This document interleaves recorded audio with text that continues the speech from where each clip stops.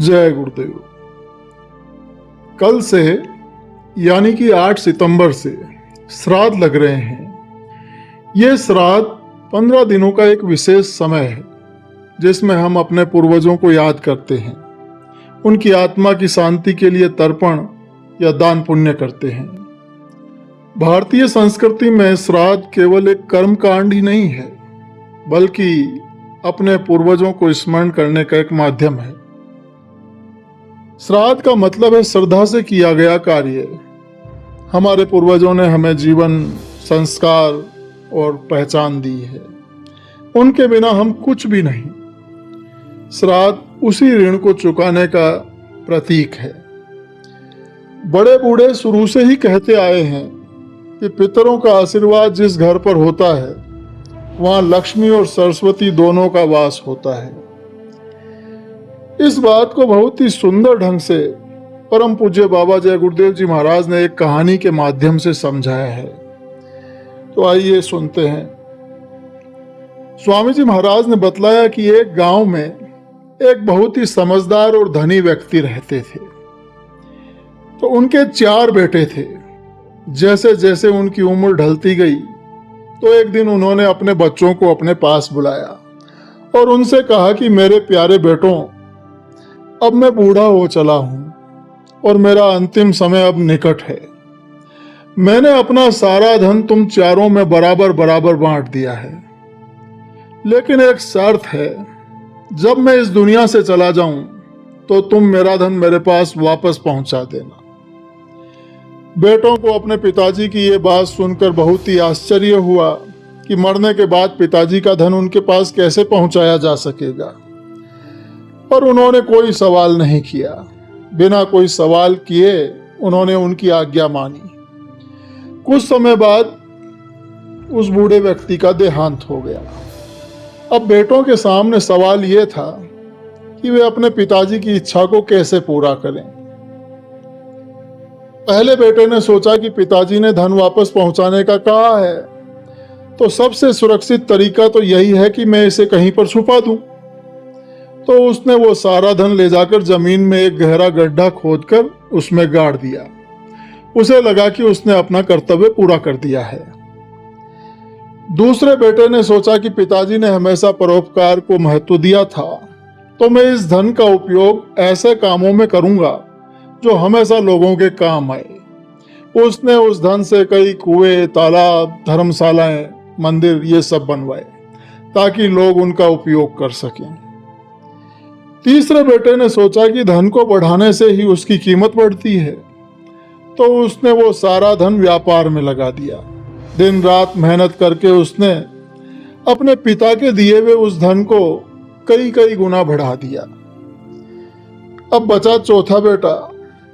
तो चौथे बेटे ने सोचा कि पिताजी हमेशा कहा करते थे कि सबसे बड़ा धर्म मानवता की सेवा है, तो उसने वो सारा धन गरीबों और जरूरतमंदों की सेवा में लगा दिया।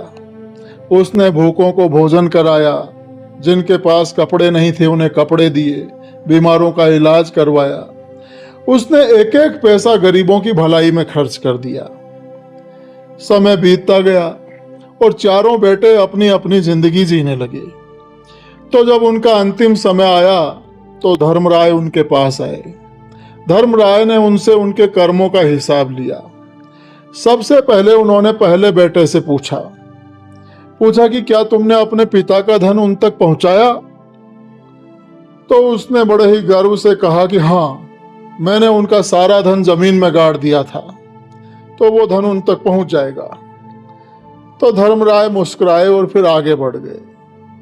फिर दूसरे बेटे से पूछा कि तुमने क्या किया, अपने पिता तक उनका धन पहुंचाया? तो उसने जवाब दिया कि हाँ, मैंने उस धन से कुएं, तालाब, बावड़ियां, मंदिर ये सब बनवाए हैं। तो धर्मराय ने सुनकर सिर हिलाया और फिर आगे बढ़ गए और तीसरे बेटे के पास पहुंचे और उससे भी पूछा गया। तो उसने कहा कि हाँ, मैंने उस धन का व्यापार करके उसे कई कई गुना बढ़ा दिया है। तो बचा चौथा बेटा। अंत में चौथे बेटे की बारी आई तो धर्मराय ने उससे भी वही सवाल पूछा। पूछा कि क्या तुमने अपने पिता का धन उन तक पहुंचाया? तो चौथे बेटे ने जवाब दिया कि हे धर्मराय, मैंने अपना सारा धन जो पिताजी ने वो दिया था गरीबों की सेवा में खर्च कर दिया। मैंने भूखों को भोजन कराया, जरूरतमंदों को कपड़े दिए, बेबसों की मदद की। वो सारा धन दीन दुखियों की सेवा में चला गया। यह सुनकर धर्मराय बहुत ही खुश हुए। उन्होंने चौथे बेटे से कहा कि तुमने ही अपने पिता का धन सही मायनों में उन तक पहुंचाया है, और बड़े ही खुश हुए। तो ये कहानी सुनाते हुए परम पूज्य स्वामी जी महाराज ने इस कहानी का सार बताते हुए कहा कि गरीबों की सेवा करना ही सबसे बड़ा पुण्य है।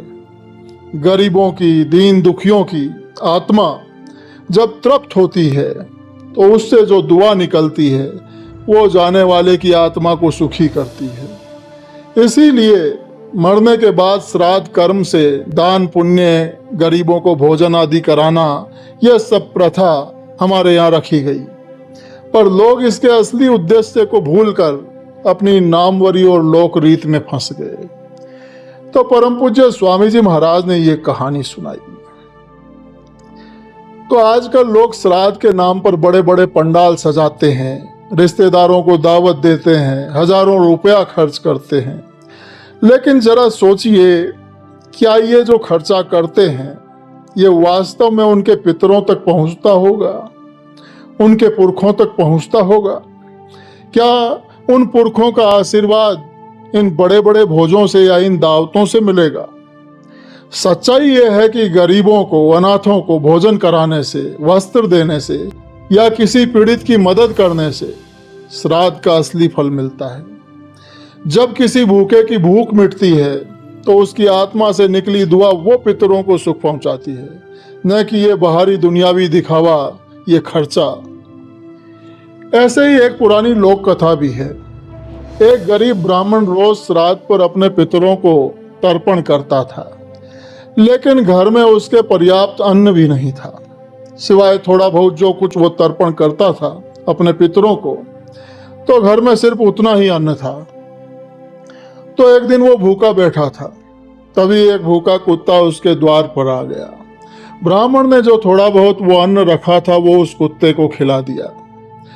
तो उसी रात स्वप्न में उसके पिता आए और आकर बोले कि बेटा, आज पहली बार हमें तृप्ति मिली है, क्योंकि जो अन्न तूने कुत्ते को दिया वही हमारे पास पहुंचा है। अब बात यह नहीं है कि अन्न पितरों तक पहुंचा न पहुंचा, पर कहने का मतलब यह है कि हमारा धन, हमारी संपत्ति, यह सब तभी सार्थक हैं जब वो किसी दीन दुखी, किसी गरीब की भलाई के लिए उपयोग में लाए जाएं। मरने के बाद श्राद्ध और दान पुण्य की ये प्रथा इसीलिए रखी गई है ताकि हम गरीबों को भोजन और कपड़े दें, उनकी मदद करके उनकी दुआएं ले सकें। तो साथियों, श्राद्ध का मतलब केवल पिंडदान या कर्मकांड नहीं है।